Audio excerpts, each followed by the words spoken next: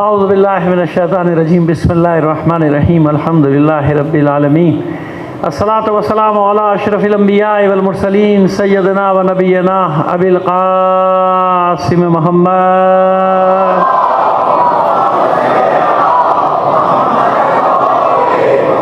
وآلہ الطیبین الطاہرین المعصومین ولعنۃ اللہ علی اعدائہم مجمعین من الآن الی قیام یوم الدین اما بعد فقد قال اللہ تعالی فی کتابہ المبین وہو اصدق القائلین وقولہ الحق بسم اللہ الرحمن الرحیم ان اللہ یامرکم بالعدل والاحسان صلوات دیجیے محمد علی محمد پر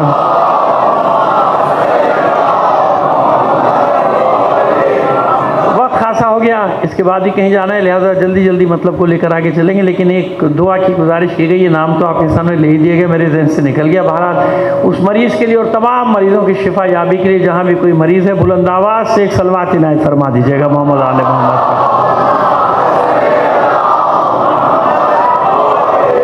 اور آپ نے ابھی مفتی نور سہارنپوری صاحب کا کلام سماعت فرمایا تھا، آپ کو ایک بات بتائیں مسئلہ کیا ہے، یہ کیوں ایسا ہو رہا ہے کہ اتنی سازشوں کے باوجود کروڑوں اربوں ڈالر پاؤنڈ ریال سب خرچ کرنے کے باوجود ہم خود دیکھ رہے ہیں، مشاہدہ کر رہے ہیں کچھ عرصے سے کہ تیزی سے لوگ ایک دوسرے کے قریب آ رہے ہیں۔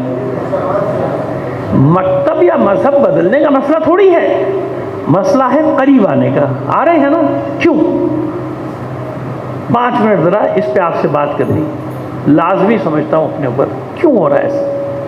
حالانکہ پوری کوشش کیا ہو رہی ہے کہ لڑایا جائے، ہے نا؟ ہر جگہ ایسے ناسور موجود ہیں کہ جن کا کام ہی یہ کہ بس ان میں دوستی نہیں ہونے دینا ہے، ان کو قریب نہیں آنے دو، ان میں فساد پھیلاؤ جتنا فساد پھیلاؤ، کیونکہ دیکھیے اس فساد پھیلانے کا بینیفیشری کون ہے؟ فائدہ کس کو ہے اس فساد کا؟ شیعہ کو ہے؟ سنی کو ہے؟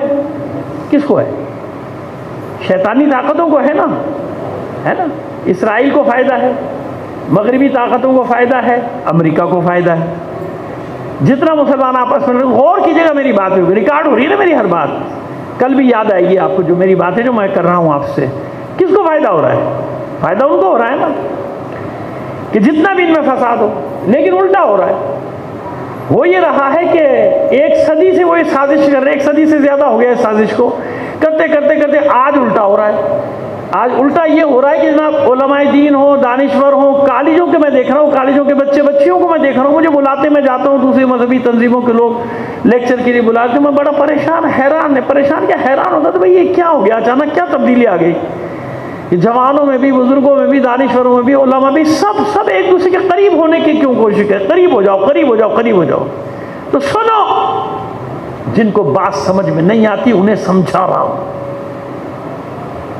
یہ معجزہ ہے اس معصوم بچوں کے خون کا جو غزہ میں بہایا جا رہا ہے،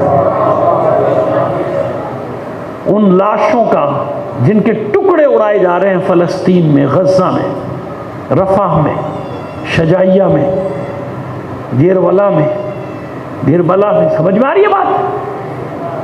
یہ عورتیں جو حاملہ عورتیں ہیں جو مار دی گئیں گولیوں سے، بموں سے، جن کو اڑا دیا گیا، وہ اسکول، وہ کالج، وہ پناہ گاہیں، وہ مساجد، وہ ہاسپٹلز جنہیں کھنڈر بنا دیا گیا، وہ اپنے خیال میں یہ سوچا کہ مسمار کر دیں گے، ایک کو زندہ نہیں چھوڑیں گے 1 انچ زمین۔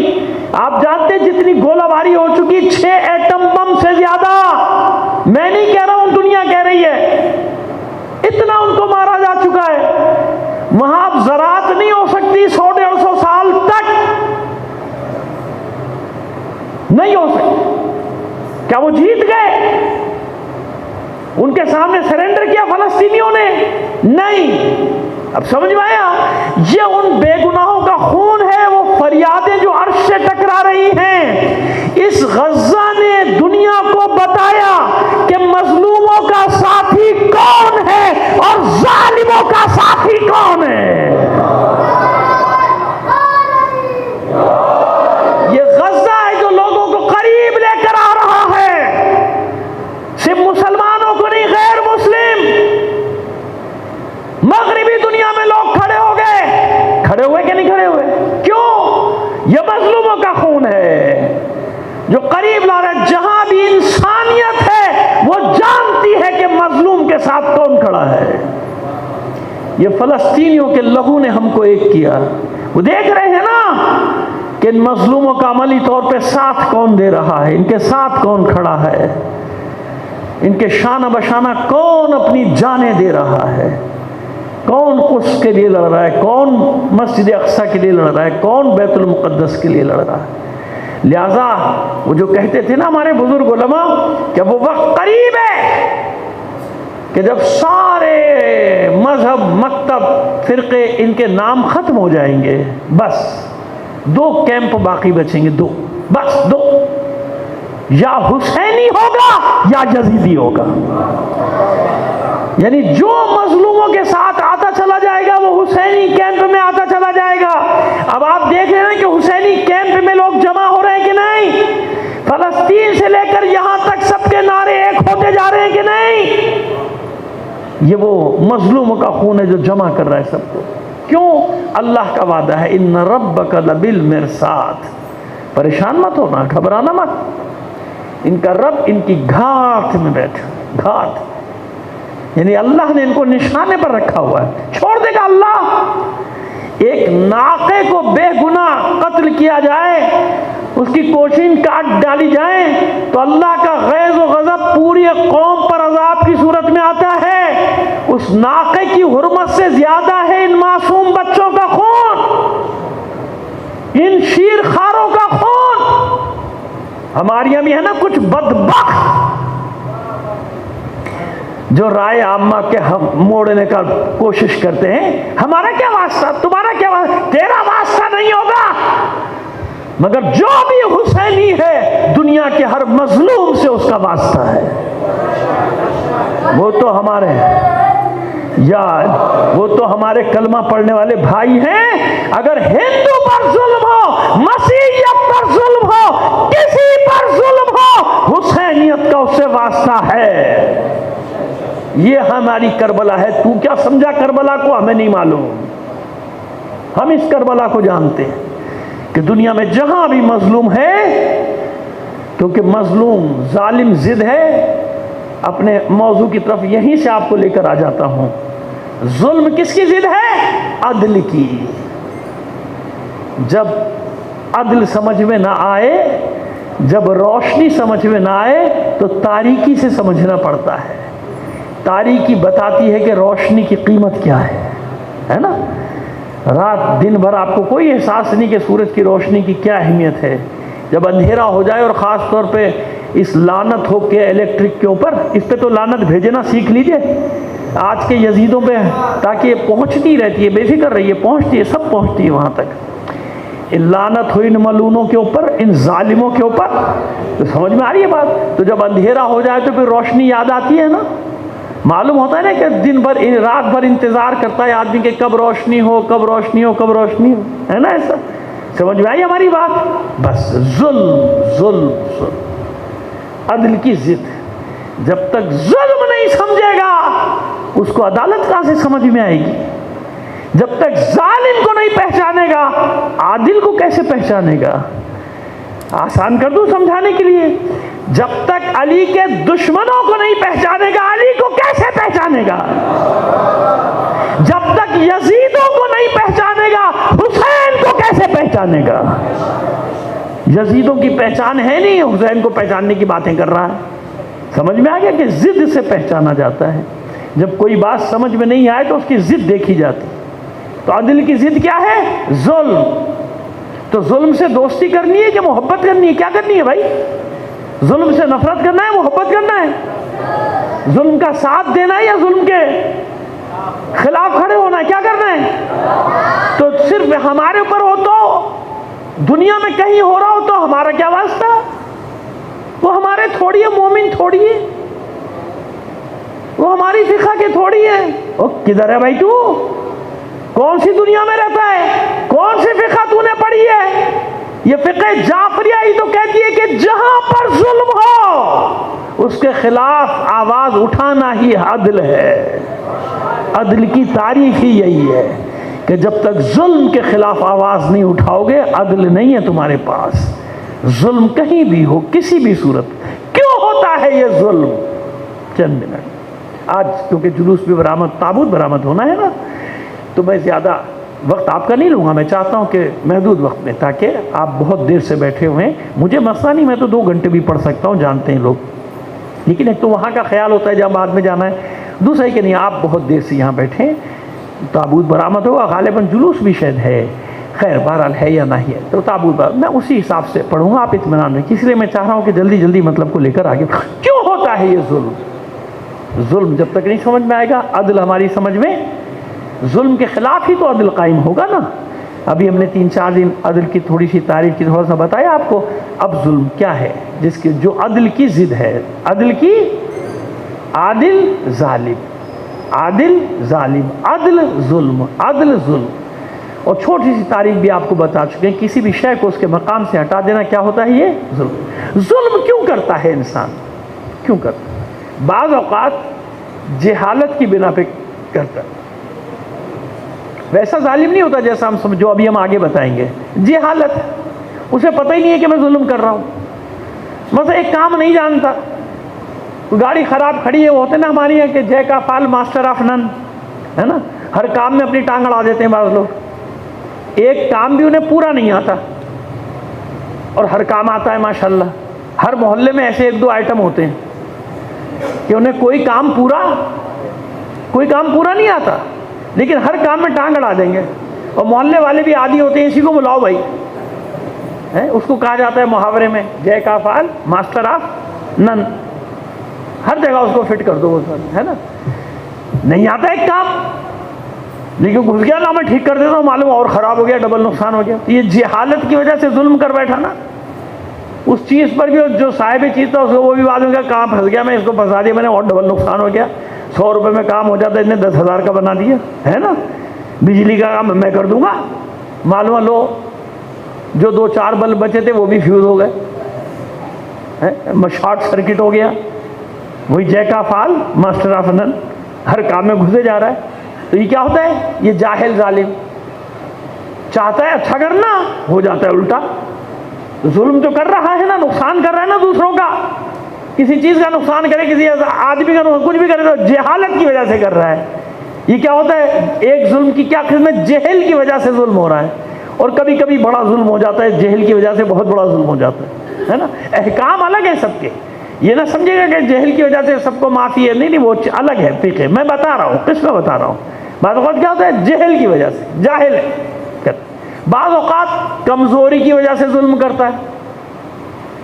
کمزوری کی وجہ سے ظلم کیسے ہوگا؟ کسی کا حق لوٹانا ہے حق کسی کا، کسی نے مثال کے طور پہ اپنا پیٹ کاٹ کے بیچارے نے اپنے پر جبر کر کے اس کی ضرورت پوری کی، اور وقت پہ یہ دے نہیں پا رہا، اچھا وہ بھی کوئی کارخانے دار نہیں ہے بیچارہ سامنے والا، وہ بھی ہمارے جیسا ہی ہے، پسا ہوا لوور مڈل والا آدمی ہے، اب وہ رو رہا ہے کہ بھائی میرا حق دو، اس کے بعد وہ حق بھی نہیں ہے، اب اس پر تو ظلم ہو رہا ہے نا، اس کی کمزوری کی وجہ سے اس پہ ظلم ہو رہا ہے۔ اب یہ کہاں سے لائے بھائی؟ اس کا کچھ ہے ہی نہیں، اب یہ ہاتھ کیا بڑا کھڑا ہے کہ بھائی کر لو بھائی، جو پٹائی کرنی ہے پٹائی کر لو، بند کرانا بند کرا دو، میرے پاس تو ہے ہی نہیں، ہے نا ایسا۔ اب وہ کیا کرے بیچارہ، سر پیٹ رہا، میں اس کا کروں کیا؟ تو کمزوری کی وجہ سے ظلم ہوا، جہالت کی وجہ سے ظلم ہو جاتا ہے، کمزوری کی وجہ سے ظلم ہو جاتا ہے، ایک بار غرور و تکبر، اپنے آپ کو بڑا سمجھنا، جیسے قرآن مجید نے کہا نا، لا تمشی فی الارض مرحا، خبردار زمین پر اکڑ اکڑ کر نہ چلنا، بچوں کو سمجھا رہا ہوں، یہ بچپن سے عادتیں خراب ہوتی ہیں، نوجوانی میں جب ٹین ایجر ہوتا ہے تو اور اپنے آپ کو نامعلوم کیا سمجھنے لگتا ہے کہ میں ترم خواں ہوں، دھمک دھمک کے سڑک پہ چل رہا ہوتا ہے، 4 دوست، چلیے دوسرا لفظ استعمال نہیں کرتا، 4 ہواری 5 ہواری جس نے اپنے ساتھ رکھ لیے، گلے میں دوپٹہ ڈالا نیلا پیلا لال، اور پھر ایسے چلے گا جیسے جناب زمین پر بادشاہ چل رہے ہیں نا، دیکھا ہے نا چالیں مخصوص چالیں، یہ اللہ کو پسند نہیں، زمین پہ اکڑ کے چلنا۔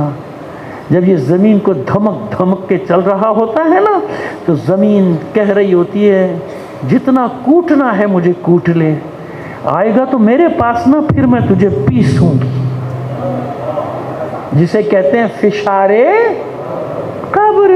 سمجھ میں آیا؟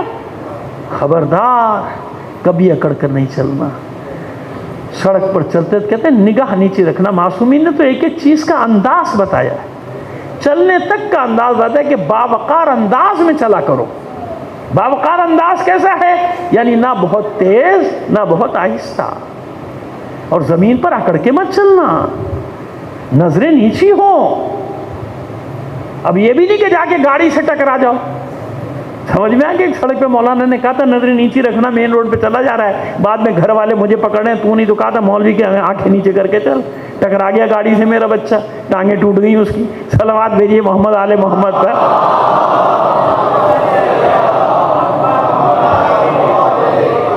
سمجھ میں آ رہی ہے نا ہماری بات؟ کہ تکبر, اس تکبر کی وجہ سے ظلم کرتا,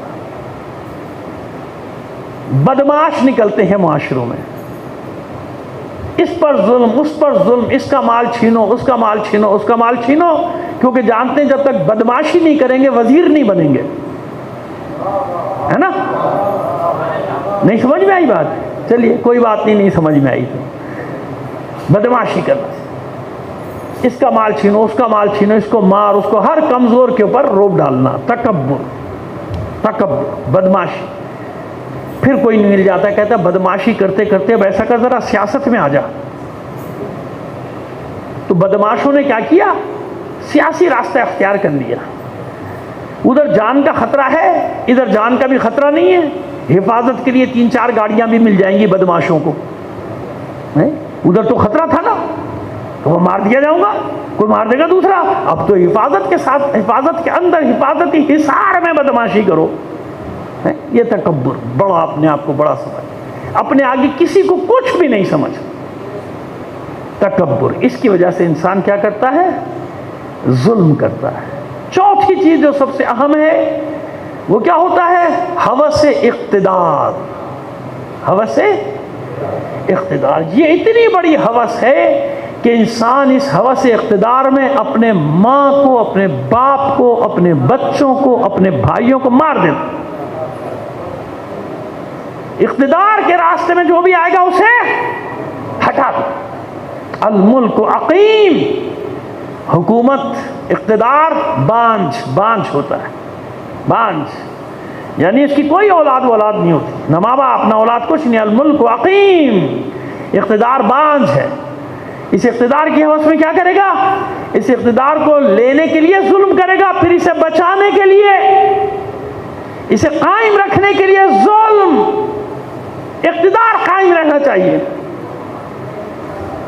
چاہے وہ اپنے اوپر آقاؤں کی غلامی کرنا پڑے, ان کا کہنا ماننا پڑے, جو کچھ کرنا پڑے, اقتدار رہنا چاہیے. اس اقتدار کو بچانے کے لیے اپنے لوگوں پہ کے لیے درندہ بن جائے گا, وحشی درندہ بن جائے گا, ظلم کرے گا, پھاڑ کھانے والا درندہ بن جائے گا. ہوا سے اقتدار یعنی ملک میرا بڑا ہو اور بڑا ہو اور بڑا ہو. فرعون پیدا ہوتے ہیں, شداد پیدا ہوتے ہیں, نمرود پیدا ہوتے ہیں, یزید پیدا ہوتے ہیں, اور آج کے جتنے بھی گزر گئے بڑے بڑے عامر, لیکن کسی کے انجام سے کوئی سبق حاصل نہیں کرتا. ان سب کے انجام تاریخ میں موجود ہے کہ ان لوگوں کا, ظلم کرنے والوں کا انجام کیا ہوتا ہے. اللہ گھات میں ہے نا, ظالموں کی گھات میں اللہ. اب یہ جو, چلیے مقامی ظالم سے اوپر چلے جائیے. ابھی تو میں نے مقامی ظالموں کی بات کی نا آپ کے سامنے, کہ بدمعاش بنتے ہیں, بدمعاش سے سیاستدان بنتے ہیں, سیاستدان کے بعد وزیر بنتے ہیں, اور اس کے بعد پتہ نہیں کیا بن جاتے ہیں, پھر نکل جاتے ہیں, پھر آ جاتے ہیں, پھر نکل جاتے ہیں, پھر آ جاتے ہیں. عدالت ان کے لیے کب تک اچھی ہے؟ جب تک انہیں معاف کرتی رہے. سمجھ گئے؟ بڑی اچھی عدالت, اس میں عدالت کے گن گا رہے ہوتے ہیں. جب یہ بری ہو رہے ہوتے ہیں اپنی چوریوں میں, ڈکیتیوں میں, کھربوں روپے ہمارے لوٹنے کے بعد, جب عدالتیں انہیں بری کر رہی ہوتی, کہتے ہیں بھائی عدالت کا فیصلہ دیکھا, عدالت نے اتنے سال بعد دیکھا ہماری بے گناہی ثابت, بڑی اچھی عدالت. تو آج کیوں آگ لگی ہوئی ہے؟ کہنا تو کچھ اور چاہ رہا تھا, لفظ بدل دیا میں نے. صلوات بھیجیے محمد آل محمد پر. ارے بھائی عدالت تو بڑی اچھی ہے, تمہارے سینکڑوں کیس ختم ہو گئے, بدبختوں 8-8 سال باہر رہے, عہدے چھوڑ کے واپس آنے کے بعد اس منحوس سابقہ وزیر خزانہ نے, جانتے ہیں آپ, اپنی پورے ان سالوں کی تنخواہیں انکریمنٹ سب لیا اس نے، سب لیا جو چھوڑ کے چلا گیا تھا. یہ ملعون ہم پر مسلط ہے. تو عدالت کب تک اچھی ہے؟ جب تک ان کے اشاروں پہ ان کے مفادات میں فیصلے دیے جا رہی ہیں. ہمیں بری کرتی جاؤ، دوسرے کی ایسی تیسی کرتے جاؤ. ایسے ہی ہے نا. اب ان میں ایک فیصلہ اگر ان کے خلاف چلا گیا، بل بلا اٹھے، چلا رہے ہیں، آگ لگ گئی. حالانکہ اس کا بھی کوئی اثر نہیں ہونے والا. میں جانتا ہوں اس ملک کی سیاست کو بھی، اس ملک کے نظام کو بھی ہونے والا کچھ نہیں، لیکن بل بلا تو رہے ہیں نا. آج شور بچا، سارے منحوس اپنے چہرے لے کے بیٹھے ہوئے. یہ کیا کیا عدالت نے؟ یہ انصاف نہیں. اچھا جو اب تک ہو رہا تھا وہ انصاف تھا. تجھے چھوڑ دیا انصاف ہے، تجھے بری کر دیا انصاف، تیرا لوٹ کا مال تجھے واپس کر دیا انصاف. باہر بھی جو تیری دولت ہے جو میں نے سب کچھ تجھے دے دیا، سب انصاف انصاف انصاف انصاف. وہ جو کہتے تھے کہ گھر پہ انصاف ملے گا، قسم کھا کے کہہ رہا ہوں کہ ان کو گھر پہ جا کے انصاف ملا ہے. انہی کو، باقی کسی کو نہیں ملا. نہیں ملا. وہ سب ٹھیک، ان کے مخالف کے حق میں فیصلہ آ جائے تو یہ کیسی عدالت؟ یہ تو کینگرو کورٹس ہیں، یہ تو فلانی کورٹس ہیں، تو تمہاری تو پالے میں ہیں سارے. اب ان میں سے 4-5 باغی ہو گئے تو ہم کیا کریں؟ ہم نے تھوڑی پالا ہے ان کو. سمجھ میں آ گیا؟ انہیں 4-5 باغی ہو گئے. انہوں نے کہا بھائی یہ تو گالیاں پڑی، یا پھر ان کے بچوں نے گھروں میں گالیاں دی ہوں گی کہ ابا کوئی تو فیصلہ صحیح کر دو، کالج نہیں جا سکتا، اسکول نہیں جا سکتا. جاتا ہوں، بچے بچیاں گالیاں دے رہے ہوتے ہیں، چور کا بچہ آ گیا. میں نہیں کہہ رہا، بتا رہا ہوں کہ ان کے بچے ایسے کہتے ہوں گے. ان کو صلوات بھیجیے محمد آل محمد پر. جی،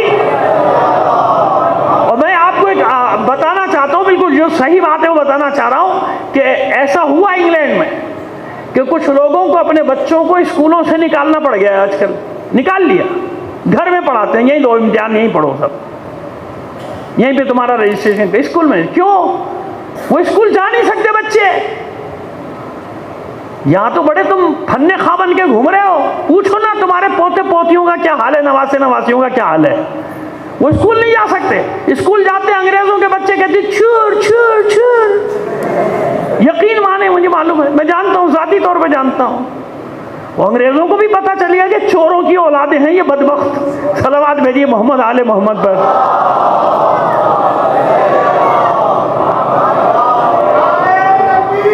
اللہ اللہ، یا رسول اللہ، یا رسول اللہ. زندہ باد، زندہ باد، زندہ باد، مردہ باد، مردہ باد، مردہ باد. یا اللہ بات واضح ہوئی. یہ حال ہے. عبرت نہیں ہے. قرآن کہہ رہا ہے عبرت حاصل کرو، عبرت حاصل کرو. دنیا میں تمہیں پتہ چل رہا ہے کہ تمہاری اوقات کیا ہے، لیکن کیونکہ ہماری گردنیں تمہارے شکنجوں میں ہیں، ہم پر مسلط ہو، ہم پر اپنی طاقت کا رعب ڈالتے ہو،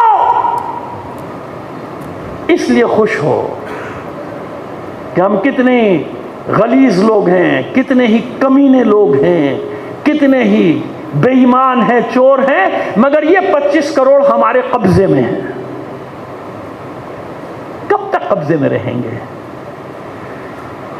کب تک رہیں گے؟ کتنے دن اور، کتنے سال اور؟ نہ تمہیں ہمیشہ جینا ہے، نہ ہمیں ہمیشہ جینا ہے. لیکن یاد رکھنا تمہارا عمل بھی باقی رہے گا، ہمارا عمل بھی باقی رہے گا، تمہاری بات بھی باقی رہے گی، ہمارا لہجہ بھی باقی رہے گا. مرنا تو سب کو ہے، تم بھی مر جاؤ گے، ہم بھی مر جائیں گے، لیکن بات ادا جینے کی، مرنے کی یہ باقی رہتی ہے. تاریخ فراموش نہیں کرتی کسی بھی کریکٹر کو. کسی کے نصیب میں لعنتیں لکھی ہوتی، ان کی نسلیں بھی منہ چھپا کے پھرتی ہیں، بھاگو کہاں پھنس گئے، کون تھے ہمارے باپ دادا. کسی کی نسلیں سینہ تان کے چلتی ہیں، فخر کرتی ہیں کہ ہم ان کی اولادیں ہیں جنہوں نے ظلم کے سامنے سر نہیں جھکایا تھا، جنہوں نے ظالم کے آگے گردن نہیں جھکائی تھی۔ کیا کر لو گے؟ مار سکتے ہو بس، اور کچھ بھی نہیں کر سکتے، تمہارے ہاتھ میں اس سے زیادہ کچھ ہے بھی نہیں۔ صلوات بھیجیے محمد آل محمد پر۔ بات واضح ہو گئی؟ پھر کہہ رہا ہوں سن لو سن لو سن لو، بعد میں یاد آئیں گی تمہیں یہ باتیں ساری۔ ایک بار اور بلند آواز سے صلوات بھیجیے محمد آل محمد پر۔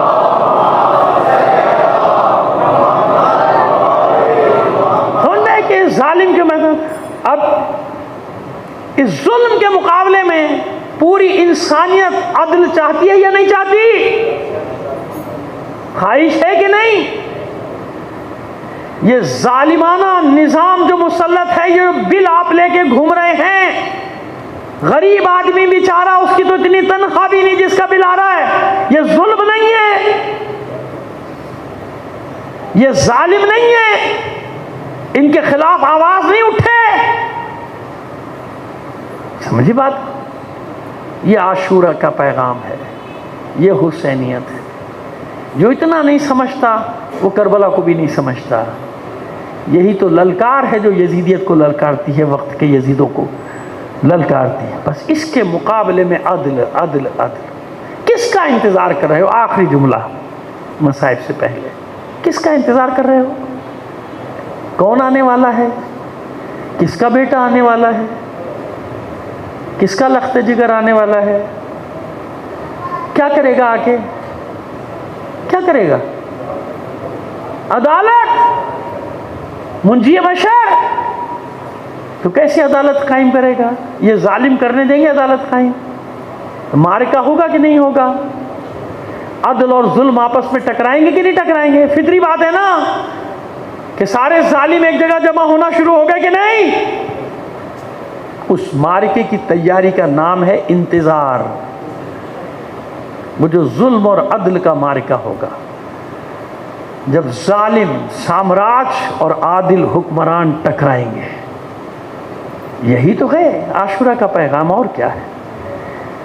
اسی کے لیے حسین نے عاشور کے دن اپنے بیٹے مہدی کو یاد کیا تھا کہ کیسا ہوگا وہ دن، کیا ہوگا اس وقت جب ہمارا قائم قیام کرے گا اور خون ناحق کے ایک ایک قطرے کا حساب لے گا۔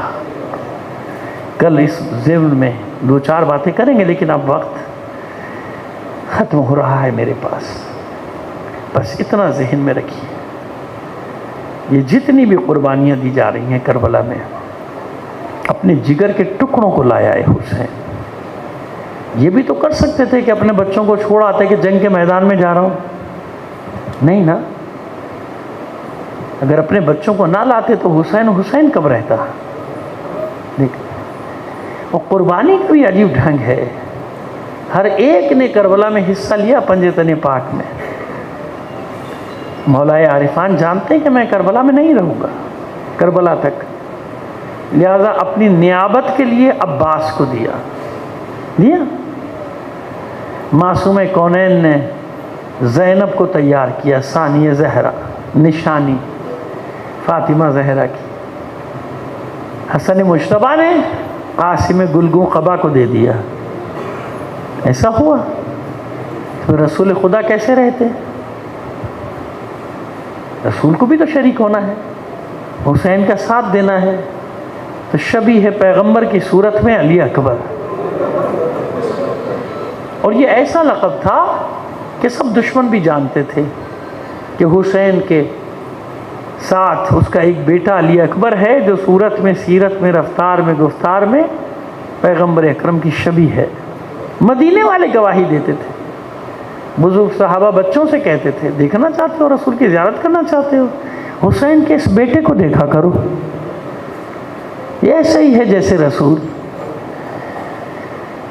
مدینے میں گھر سے نکلتے تھے، ماں کہتی تھی بیٹا چہرے پہ نقاب ڈال لے، میرے چاند کو کسی کی نظر نہ لگ جائے۔ ایسے ہی ہے۔ کتنا حسین تھا حسین کا علی اکبر، جب یہ اسیروں کا قافلہ کوفے میں داخل ہوا تو آگے آگے نیزوں پر سر تھے نا. اب بیٹا کوئی مصائب میں ڈسٹرب نہ کرنا ہے نا، بس توجہ رکھنا. یہ مصائب میں بڑی 1 سال انتظار کرتا ہوں اس مصائب کو پڑھنے کے لیے، اس میں ڈسٹربنس مجھے اچھی نہیں لگتی. توجہ سے سنیے میری مصائب جو میں پڑھ رہا ہوں. تو جب یہ اسیروں کا قافلہ کوفے سے گزر رہا تھا، آگے آگے نیزوں پہ سر تھے، ٹھٹ کے ٹھٹ لگے تھے. تماشائی تماش بین کھڑے تھے تماشا دیکھنے کے لیے، سروں کو دیکھ رہے تھے. ایک موڑ پہ خواتین کا ہجوم تھا. علی اکبر کے سر پہ نگاہ پڑی، فریاد کرنی شروع کر دی. عورتوں نے منہ پیٹنا شروع کر دیا، سر پیٹنا شروع. چلا چلا کر کہتی تھی کاش اس کے قتل ہونے سے پہلے اس کی ماں مر گئی ہو. اب سمجھ میں آیا کتنا حسین. علی اکبر کے چہرے کو دیکھ کے، سر کو دیکھ کے روتی تھی، جو تماشا دیکھنا کہ کاش اس کی ماں نے نہ دیکھا ہو اس کا کٹا ہوا سر. اب بتائیے اس بیٹے سے جدا ہونا حسین کے لیے کتنی کڑی منزل ہے. میں جو باتیں مسلسل 40 سالوں سے پڑھ رہا ہوں، ان میں ہر سال وقت کے دیکھتے ہوئے کچھ کہیں پڑھتا ہوں، کچھ کہیں پڑھتا ہوں. بس میں آپ کو یہاں تک لایا کہ جب ثانیہ زہرا نے علی اکبر کو اجازت نہ دی، حسین نے کہا تھا نا کہ بیٹا پہلے اپنی پھوپھی سے اجازت لے لو، پھوپھی نے منع کر دیا. علی اکبر تیری جوانی بچانے کے لیے میں نے انہوں محمد کو قربان کیا، تجھے کیسے جانے دوں گی. علی اکبر زینب کی آغوش میں پلے ہیں نا، زینب کی آغوش میں پلے ہیں، زینب کی تربیت یافتہ ہے. کہ پھوپھی اماں اطمینان رکھیے، میں نہیں جاؤں گا میدان میں جب تک آپ اجازت نہیں دیں. بس ایک سوال کا جواب دے دیجئے. بیٹا میں اس وقت میں تیرے کون سے سوال کا جواب دوں، کون سا مسئلہ حل کروں؟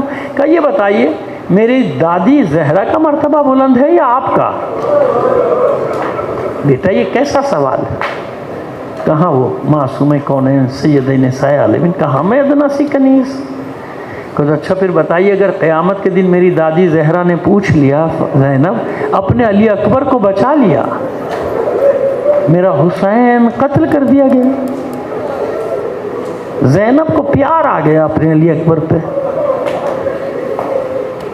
پیشانی کے بوسے لیے آنکھوں سے اشک جاری، اچھا میرے لال اب زینب نہیں روکے گی جا. لیکن عزاداروں پھر بھی مقتل میں لکھا ہے کہ بار بار خیمے کا پردہ اٹھتا تھا اور گر جاتا تھا. 70 بار ایسا ہوا. حمید بن مسلم سے بھی یہ بات نقل کی جاتی ہے کہ میں قریب گیا احوال جاننے کے لیے، تو میں نے دیکھا کہ ایک جوان دن کی روشنی میں بھی 14ویں کے چاند کی مانند اس کا چہرہ دمک رہا ہے، نکلنے کی کوشش کرتا ہے، بیویاں واپس کھینچ لیتی. اب میں یہی سمجھ سکتا ہوں کہ کبھی ماں کھینچ لیتی ہوگی بیٹا ایک بار اور اپنے رخ زیبا کی زیارت کرنے دے، کبھی پھوپھی کھینچ لیتی ہوگی بیٹا ایک بار اور واری صدقے ہو جاؤں. ممکن ہے کبھی کوئی چھوٹی سی بچی آگے پڑھ کر دامن سے لپٹ جاتی ہو، بھیا نہ جاؤ، جو گیا واپس نہیں آیا. بالآخر نکلے. حسین باغ تھامے کھڑے ہیں، علی اکبر کو سوار کرایا، جاؤ بیٹا علی اکبر، بس کچھ ہی دیر میں ہم بھی تمہارے پیچھے آنے والے ہیں. خدا حافظ کر دیا. علی اکبر میدان کی طرف جا رہے ہیں، آہستہ آہستہ گھوڑے کو ایڑ دیتے ہوئے احساس ہوا کہ پیچھے کوئی آ رہا ہے. اب جو علی اکبر نے مڑ کر دیکھا تو کیا دیکھا، بوڑھا باپ دونوں ہاتھوں سے کمر تھامے پیچھے. عزاداروں کوئی منظر کشی کر ہی نہیں سکتا کہ علی اکبر کی جدائی پر حسین کا کیا عالم تھا. علی اکبر اتر آئے گھوڑے سے، واپس پڑھتے، بابا کے ہاتھ تھام لیے، بابا آپ مجھے رخصت کر چکے، ایسے میرے پیچھے پیچھے آئیں گے، میں کیسے جنگ کروں گا؟ بےتاب ہو کر حسین نے سینے سے چمٹا لیا، میرے لال تیرا کوئی تجھ جیسا بیٹا ہوتا. اور اس طرح تیروں تلواروں کے زخم کھانے جا رہا ہوتا تو سمجھ سکتا تھا۔ اچھا میرے لال، جہاں تک ہو سکے مڑ مڑ کر مجھے دیکھتا جا۔ علی اکبر نے جنگ شروع کی۔ جانتے حسین کا عالم کیا تھا؟ حسین کا عالم یہ تھا کہ میدان میں کبھی دائیں طرف دوڑتے چلے جاتے تھے، کبھی بائیں طرف۔ کیوں؟ جس سمت میں علی اکبر حملہ کرتا ہوا جاتا تھا اسی سمت میں حسین دوڑتے تھے تاکہ میرا لال میری آنکھوں کے سامنے رہے، میں علی اکبر کو دیکھتا رہوں۔ لیکن ایک وقت ایسا آیا جب حسین کو علی اکبر نظر نہ آیا۔ شام کی سیاہ بدلیوں میں حسین کا ماہ مبین گہنا گیا، چھپ گیا۔ حسین آوازیں دے رہے ہیں، علی اکبر، علی اکبر کس طرف ہے؟ علی اکبر آواز دے، علی اکبر کس طرف ہے؟ علی اکبر کے کانوں میں آواز آ رہی ہے مگر کیسے جواب دے؟ بابا تیرے علی اکبر کے ہاتھ سے تلوار۔